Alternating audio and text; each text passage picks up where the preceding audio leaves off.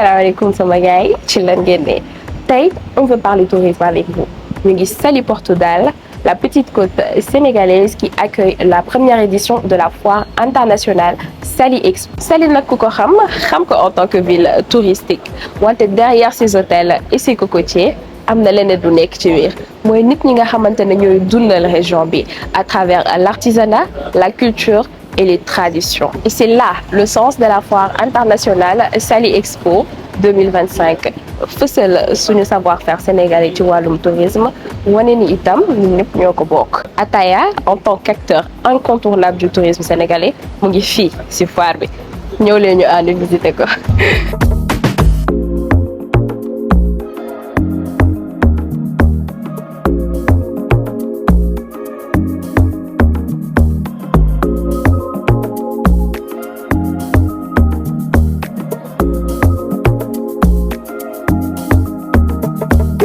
Hello Ataya, c'est Jolly Aroma, le créateur de plaisir olfactif.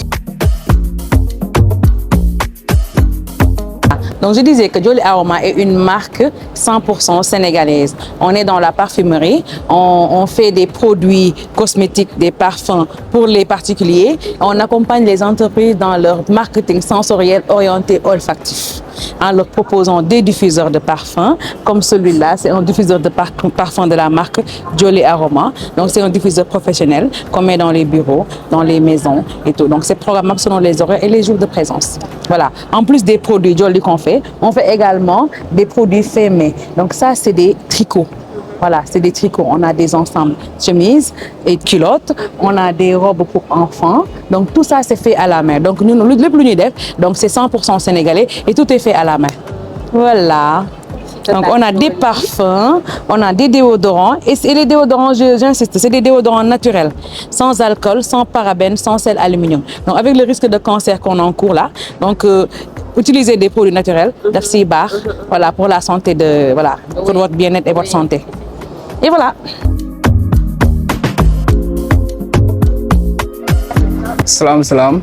Man la El Hadj Faye bu Falagan boutique tey ñu ngi fii ci exposition Saly bi Saly Expo première édition bi bon ñun nag suñu entreprise bi ngi spécialisé aussi lépp loo xamante ni artisanat la ak accessoire mouride ñu bëgg a valoriser culture africaine bëgg a valoriser identité africaine moom moo tax ñu nekk di ci yëngu Falagan boutique mën nga ko retrouver à Dakar ñu ngi ci accessoire ñu ngi ci Ndialabane ñu ngi ci Ndomba bi li nga tax a jóg mooy promouvoir artisanat sénégalais, promouvoir culture africaine. Bonjour Ataya, je me présente, c'est Khadim Rassoul Ndiaye, je suis le chef de projet de Foire Connect et en même temps responsable communication visuelle au niveau du CICES. Avant de vous parler de Foire Connect, je pense que je vais commencer par le CICES.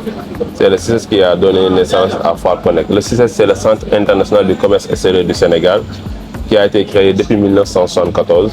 Qui a comme principale activité l'organisation de foires internationaux, de salons privés. Et nous avons le parc, le palais des congrès, nous avons aussi le parc des expositions. Donc depuis fort, c'est l'année dernière que nous avons fêté notre 32e édition de la FIDAC, qui a coïncidé avec les 50 ans de la foire internationale de Dakar. C'est par ce biais-là que le directeur général, M. Justin Correa, a pensé à innover carrément le CICES qui rentre dans l'ère du numérique. L'impact de Foire Connect dans le secteur du tourisme et de l'artisanat, je vais commencer par l'artisanat. Nous avons une convention avec l'Association des artisans textiles du Sénégal qui regroupe plus de 780 artisans que nous avons eu à insérer dans notre base de données. Ces artisans-là, on a eu comme partenariat de les aider, de les accompagner à avoir des stands virtuels. Mais malheureusement, comme vous tous vous le savez, la plupart des artisans textiles, les tailleurs sénégalais, on les appelle ainsi, ont un problème de shooting. Tu vas voir un tailleur qui va dire envoie-moi un modèle, le tailleur va te dire laisse-moi, je vais appeler une cliente qui va m'envoyer le modèle. Donc nous, on a eu l'idée d'organiser une journée de shooting le 14 juillet dernier, 14 juillet 2024, une journée qui a regroupé plus de 100 artisans. On a eu pratiquement 1500 photoshooting haute qualité qu'on a eu à insérer dans elle. Ça permet à nos artisans textiles de pouvoir rivaliser avec les artisans qui sont à Dubaï ou bien qui sont à Turquie. Parce que les tenues traditionnelles, comme la chemise que je porte, c'est un exposant, je peux dire, de Foire Connect tout l'ensemble que je porte. C'est une responsable de Foire Connect qui nous a confectionné cela. Déjà, merci à l'équipe d'Ataïa Corporate. Je vois que vous êtes vraiment des jeunes engagés, motivés et qui sont vraiment très professionnels. Et c'est ça que l'Afrique a besoin, c'est ça que le Sénégal a besoin pour notre développement. Et votre concept-là permet, parce qu'on sait que le stress dans le milieu du travail peut conduire même à des, à des maladies, je peux dire chroniques, et même conduire à que ces agents, le personnel, les ressources humaines ont besoin d'être motivés. Et pour cette motivation-là, il faut qu'on trouve des programmes ou bien des activités de ce genre qui vont nous aider à aider le personnel, aider les ressources humaines à être au top. Et je pense que vous avez compris cela en mettant en place cette solution qui doit être, je peux dire, insérée, vulgarisée dans toutes les grandes sociétés. Parce que pour avoir des résultats efficaces, pour avoir une entreprise compétitive, on a besoin d'avoir une ressource humaine efficace et de bonne qualité. Et pour cela, il faut que le personnel puisse maîtriser son environnement. Et la santé et le bien-être là passent déjà avec ces gens-là. Parce que nous tous, on est trop stressés. Moi, je parle en connaissance de cause. On travaille, je peux dire, du lundi au dimanche, H24. Même si au bureau, on travaille que du lundi au vendredi. Mais même au-delà de ça, on n'a pas d'activité pour pouvoir se divertir et tout ça. Et donc ça, j'approuve ce projet. Et nous, en tant que Foire Connect, qui regroupe pas mal d'entreprises, je peux dire, on a des milliers.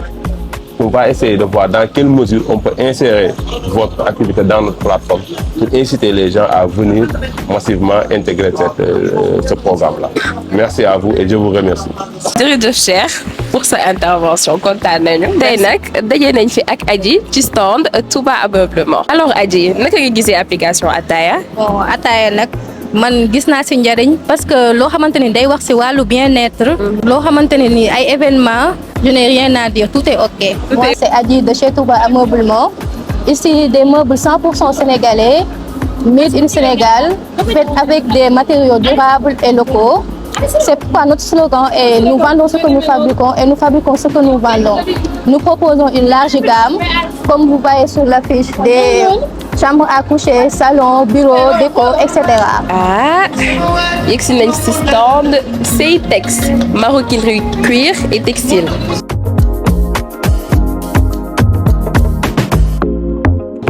Ndeye Coumba jot nañoo waxtaan mu expliquer ñu comment ça se passe le cuir qui est utilisé à la sénégalaise, production sénégalaise. Mais man dama am question mooy lii man bi j'avais l'habitude de voir que ça bail bi rek laa daan gis ni ñu ràbb ko noonu après c'est fini quoi, mais damay gis ni yéen dafa am lu nekk ci kaw et j'aimerais bien comprendre c'est quoi daal.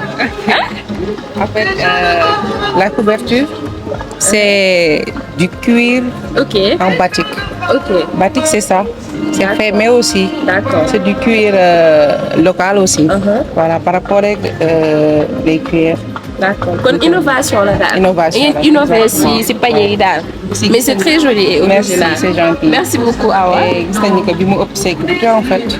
waaye cuir bi nii. couverture bi non seulement stylé na. Oui. mais mu ëpp kii en fait mucc comme ak balaa mi ngi aussi dañ ciy defar tamit ak ay sacoche. D'accord. mën nañ ci am sacoche même que mën nañ ci am tamit ak ceinture. comme suñu sacoche bi nii. c'est du cuir en batik bi ba tey moom lañ indiwaat. bi moom 100% made in Sénégal. du Sénégal. Vraiment moo tax moo si dàkk. Merci beaucoup, c'est gentil.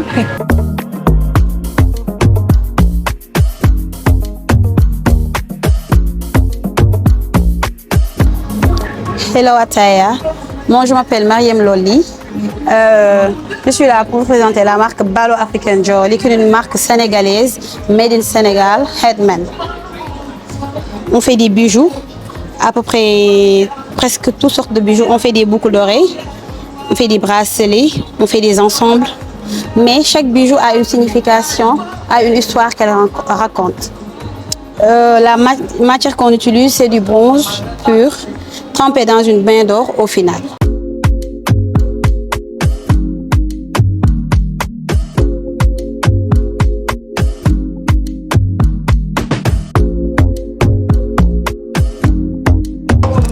Hello Ataya, je me présente, je suis Adam Magnang.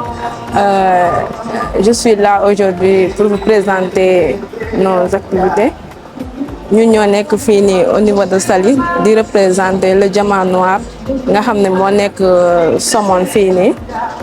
Ñun ñoy jaay affaire art lañuy yëngu ñun milieu bi ñu nekk ni en fait daf ñuy dañoo nekk ci milieu boo xam ne dañuy nekk fii di exposer yoo xam ne c'est rare que nga gis ko fii nii Sénégal parce que soo xoolee tableau yi nii pour nga gis ko fii c'est rare affaire yooyu noonu daal. Ataaya bon dañ koy rafetlu parce que d'après ni ma ko déggee bokk na ci li nga xam ne mën na attirer touristes quoi parce que touristes yi avant ñuy ñëw ci dëkk dinañ gëstu quoi dinañ xam lan moo fa nekk comme culture dinañ fa xam lan moo fa nekk comme endroit touristique yoo xam ne mën nañ ko visiter. Je pense que tey boo tegee application bu mel nii tubaab yi de loin dinañ am benn aperçu ci sénégalais ci lu ñuy yëngu dinañ am benn aperçu ci site yi fan la ñu nekk quoi kon dina faciliter aussi seen déplacement dina faciliter bon seen orientation ci site yi ñu war a visiter. kon dañ koy rafetlu bu baax di ngeen participer aussi ci artisanat bi parce que Made in Sénégal bi day intéressé nasaraan ci ak ñi nga xam ne ñoom ñoo ñëw fii comme tourisme kon ñu leen di jaajëfal di wax ne yàlla na gën a jëm kanam daal ataaya bi.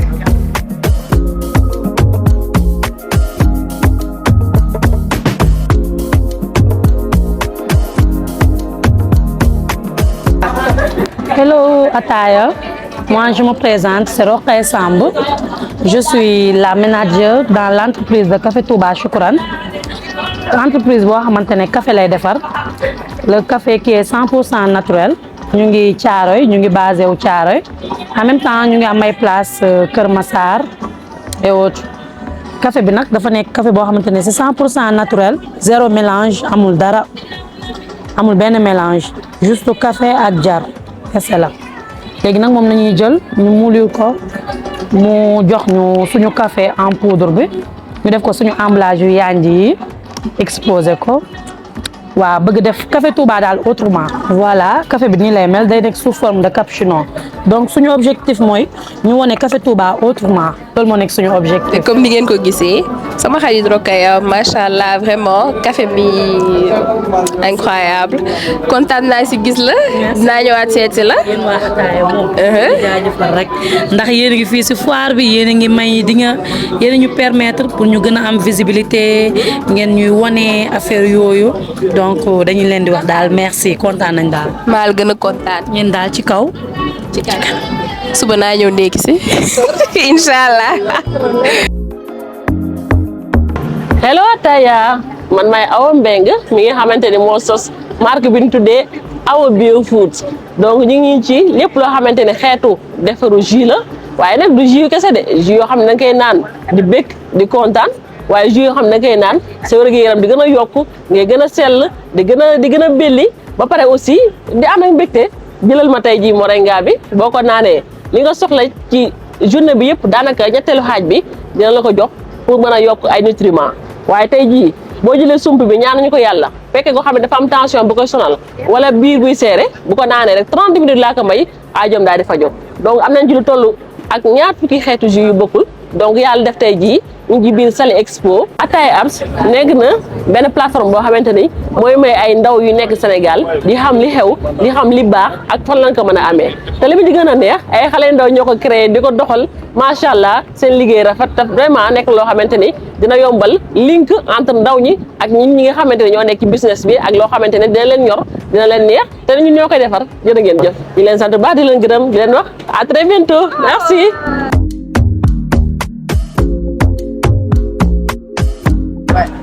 Hello Ataya, merci beaucoup d'être là. Nous, on est dans l'agroalimentaire, on est dans la transformation céréale. Quand on dit transformation céréale, ça dit beaucoup de choses. Donc, nos différents produits sont là, qu'on est en train de présenter. À partir du mil, du maïs, on parvient à présenter beaucoup de produits qu'on consomme traditionnellement, localement. Vous voyez le sankal qui est là, c'est à base du mil, bien traité. Et nous, on est là pendant des années à Dakar. Et il y a le hara aussi qui est là, aussi, de bonne qualité. En dehors là où nous avons le fognon, aussi une bonne qualité de fognon. Nous avons aussi le kéré lalo, le kéré avec lalo. Nous avons le kéré avec lalo. qui est là aussi avec de bonne qualité. Nous avons la farine de mil, nous avons le tchakri et nous avons le poudre de bouille. Donc le poudre de bouille, on a le sachet de 1 kg qui est là. Présentez comme. Le sachet de 1 kg est là. Voilà. Et nous avons aussi le sachet de 500 grammes. Wow. Dont les prix aussi diffèrent d'un produit à un autre aussi. Nous, on est dans l'agroalimentaire, il y a de cela, il y a plus de 20 ans. Et nous avons pris le meilleur prix label ici de l'Afrique, dont on a été certifié par notre directrice. Donc, pour vous dire que nos produits sont partout en Europe aussi. Wow. Non seulement ici en Afrique, mais en Europe. On importe, on exporte aussi. Donc, nos produits sont là. Ici aussi, au niveau du Sénégal, dans les différentes structures comme les casinos, les Auchan, les stations, et même dans les domiciles des maisons, on livre. Wow, nos produits sont partout. C'est pour cela qu'on est venu aussi au niveau de la foire internationale pour présenter aussi nos produits. Merci. Hello Ataya, comment allez-vous? Alors, nous sommes Sunu Ceeb, les riz du Sénégal, produit par une entreprise qu'on appelle World Business. Alors, World Business, les ci foire Expo Saly 2025 mooy promouvoir li nga xamanteni mom moy ceebu mbay. Ceebu mbay bi nak boko déggé moy bi nga xamné mom lañ bayé fi Sénégal. Ce qu'on appelle le riz de la vallée, entre la vallée et la Casamance. Moo tax ñu tuddé ko les riz du Sénégal. Am nañ ko en version entier, bii nii lañ am mooy le riz entier ak bi nga xamante ne moom mooy le 100% brisé moom ngay gis nii mooy bu sew bi. Donc bii nii moom la ñuy décortiquer bii mooy semence bi nga xam bii mooy récolte brute bi buñ ko récolter ba pare nii lay mel ñu décortiquer ko mu mel nii ceeb bu set bi ci la amul benn produit chimique, pas de gomme ni rien du tout. Donc on l'a fait de la manière la plus naturelle possible. Alors suñu ceeb nag dafa nekk benn produit boo xamante ni dañ ko liggéey en conforme avec les normes hygiène, propreté ak consommation aussi. Su ma nee consommation nag damay ñëw tuuti ci wàllu digestion parce que ceeb xam nañ ne boo ko lekkee surtout ak heure yi nga xam ne moom la Sénégalais tàmm di añ, donc ça a tendance di tokki sa estomac bi, donc doo ko gaaw a digérer.